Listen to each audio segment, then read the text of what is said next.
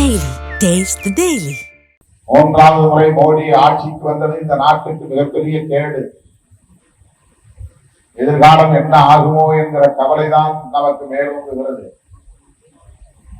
இந்த தேசத்தை என்ன செய்ய போகிறார்கள் என்ற கவலை விஞ்சுகிறது.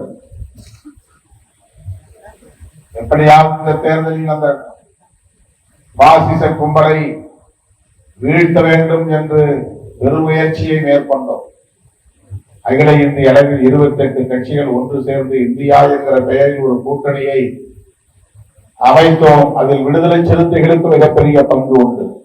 நாடுகளின் அளவில் இதை ஒருங்கிணைப்பதிலே நம்மாலான பங்களிப்பை நாம் செலுத்தியிருக்கிறோம். ஆனாலும் பாஜக மீண்டும் ஆட்சிக்கு வந்துவிட்டது. எப்படி இன்னும் 5 ஆண்டு காலம் தாக்கு பிடிக்கப் போகிறோம் என்று தெரியவில்லை.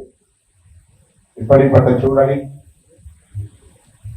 ஏன் இன்னும் பொறுப்பு போடவில்லை என்றெல்லாம் வருத்தப்பட தேவையில்லை.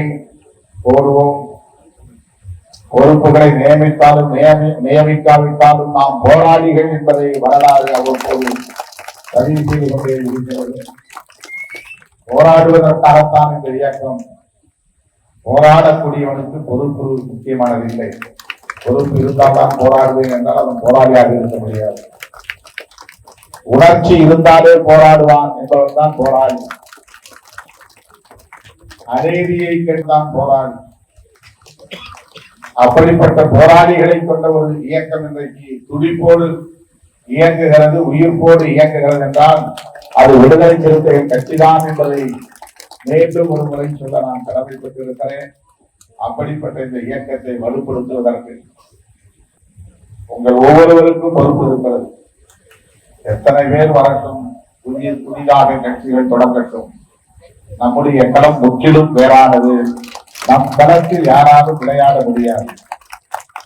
தேர்தல் களத்தில் விளையாடக்கூடியவர்கள் எல்லாம் விடுதலை களத்தில் விளையாட முடியாது. அருமை தோழர்களே, அரசமைப்பு சட்டத்திற்கு எதிரான சதி முயற்சிகளில் தொடர்ந்து பாஜக அரசு ஈடுபட்டு வருகிறது.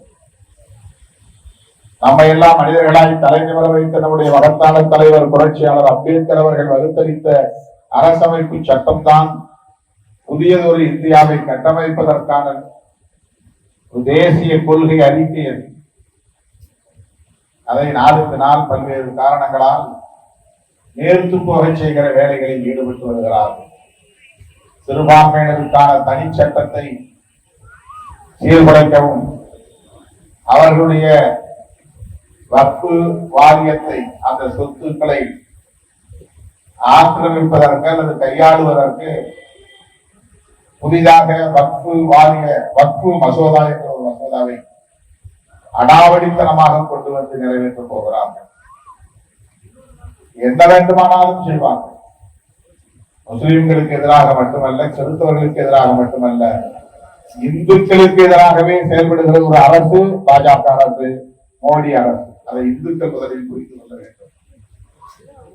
நாளைக்கு மறுபடியும் வக்ஃபு மசோதா, அதாவது முஸ்லிம்களுக்கான சொத்துக்களை பராமரிக்கிற ஒரு வாரியத்தின் பெயர் தான், ஒரு அமைப்பின் பெயர் தான் வக்ஃபு என்பது. அதுவே இவ்வளவு காலம் இஸ்லாமியர்கள் மட்டுமே அதனுடைய நிர்வாகத்தில் இருந்தார்கள். இப்போது அந்த நிர்வாகத்தில் இஸ்லாமியர் அல்லாதவர்களை நியமிப்போம், அந்த சொத்து விவரங்களை எல்லாம் திரட்டி அதை கையாளுவதற்கான அதிகாரத்தை இஸ்லாமியர் அல்லாதவர்களுக்கு பகிர்ந்தளிப்போம் என்று சொல்லக்கூடிய ஒரு மசோதாவை நாளைக்கு மீண்டும் அறிமுகப்படுத்த போகிறார். விடுதலை சிறுத்தைகளின் எதிர்ப்பை பதிவு செய்ய வேண்டும் என்பதற்காக நாளை அதிகாலை விமானம் பிரித்து நானும் தோழர் ரவிக்குமார் அவர்களும் புதுதில்லிக்கு செல்ல இருக்கிறோம். இப்படிப்பட்ட இந்த பணிகளை எல்லாம், ஆக்கப்பூர்வமான பணிகளை எல்லாம் நாம் செய்ய வேண்டுமானால், இந்த கும்பலுக்கு உரிய பாடத்தை புகட்ட வேண்டுமானால், திமுக தலைமையிலான இந்த கூட்டணியும் வலுவாக இருக்க வேண்டிய தேவை இருக்கிறது. இந்த கூட்டணியை எப்படியாவது சிதறடித்து விட வேண்டும் என்று எவ்வளவு பேர் என்னென்ன முயற்சிகளை எல்லாம் மேற்கொண்டார்கள். அந்த சதி முயற்சிகளை எல்லாம் முறியடித்த இயக்கம் விடுதலை சிறுத்தைகள் கட்சி. திமுக கூட்டணிக்கு ஆபத்து வரக்கூடாது, சிதறிவிடக் கூடாது, அது கட்டுக்கோப்பாக இருக்க வேண்டும் என்பதிலே இன்றைக்கும் தெளிவோடும் உறுதியோடும் இருப்பவர்கள் விடுதலை சிறுத்தைகள். ஆகவே அப்படிப்பட்ட இந்த பணிகளை எல்லாம் வெற்றிகரமாக முடிக்க நம்முடைய கட்சியும் கட்டமைப்பு ரீதியாக வலிமை பெற வேண்டும். கட்டமைப்பு ரீதியாக வலிமை பெற வேண்டுமானால் பொறுப்பாளர்களுக்கு இடையிலே நல்லிணக்கம் தேவை, ஒத்துழைப்பு தேவை, அரவணைப்பு தேவை, சகோதரத்துவம் தேவை. சின்ன சின்ன பிரச்சனைகளுக்காக எல்லாம் பொறுப்பாளர்கள் முரண்பட்டு இடைவெளியை உருவாக்கி கொள்ளக்கூடாது. என் பெயர் போடவில்லை, என் படம் போடவில்லை என்றெல்லாம் இன்னும் நீங்கள் வருத்தப்படுவீர்களே, ஆனால் அரசியல் ரீதியான பக்குவம் பெறவில்லை என்றுதான் நான் நினைக்கிறேன். உங்களுக்கு படம் போடவில்லை என்ற கவலை, எனக்கு நீங்கள் இன்னும் பக்குவமாகவில்லையே என்ற கவலை. பெயர் போட்டாலும் போடாவிட்டாலும், படம் பொறித்தாலும் பொறிக்காவிட்டாலும் மக்களுக்காக பணியாற்றுகிறோம், கட்சிக்காக பணியாற்றுகிறோம் என்கிற முதிர்ச்சி தேவை. அந்த முதிர்ச்சியை நான் பெரிதும் எதிர்பார்க்கிறேன்.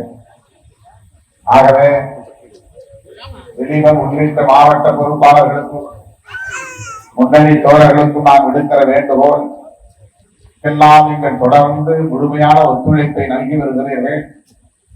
அதற்காக நான் என்றென்றும் நன்றி சொல்ல கடமைப்பட்டிருக்கிறேன். வழக்கம் போல தொடர்ந்து நீங்கள் ஒத்துழைப்பு நல்குவீர்கள் என்பதிலே எனக்கு நம்பிக்கை உண்டு. அவருடைய மனைவி, பிள்ளைகள் உள்ளிட்ட குடும்பத்திற்கு ஆழ்ந்த இரங்கலை கூறி முடிக்கிறேன். நன்றி, வணக்கம். பாதகம் செய்பவரை கண்டால் நாம் பயம் கொள்ளலாகாது பாப்பா. மோதி மிதித்து விடு பாப்பா, அவர் முகத்தில் உமிழ்ந்து விடு பாப்பா. அண்மை செய்திகளை உடனுக்குடன் தெரிந்து கொள்ள இணைந்திருங்கள் எம் நாடு தொலைக்காட்சியுடன்.